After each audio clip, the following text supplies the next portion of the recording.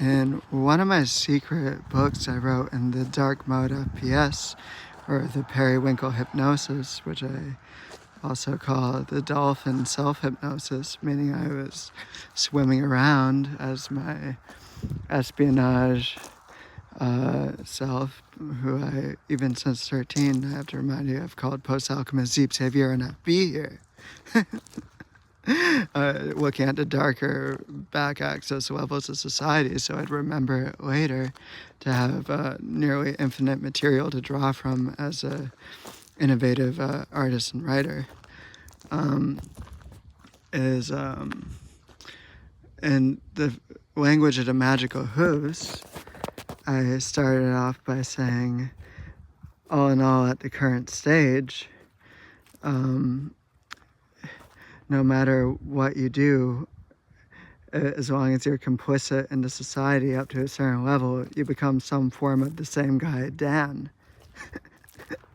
And at the same time, all forms of currency, whether physical and economic, or as I called it in the paper, econom, or a social transaction or social transcript, all forms of currency whatsoever amount to the coin.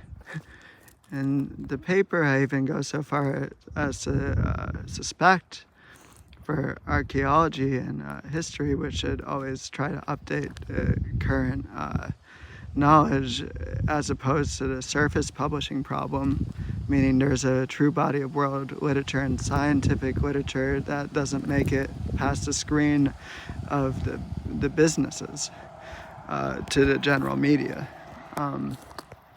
That I even suspected that all the currencies amount to, in the beginning, some type of a coin, hence we still have change, which makes no sense practically.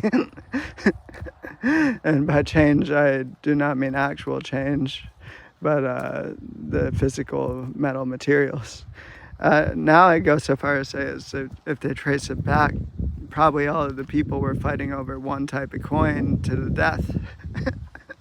But I say I like to view things like a clairvoyant Charisse. I can see people's lives start to finish as they comply and try to uphold the recapitulations of the generations through to one guy, Dan, birth to death. And if a woman's not interested in me these days due to my newfound independence and objectivity through extensive brain work, I just say, okay, have fun. And it should feel a bit like that.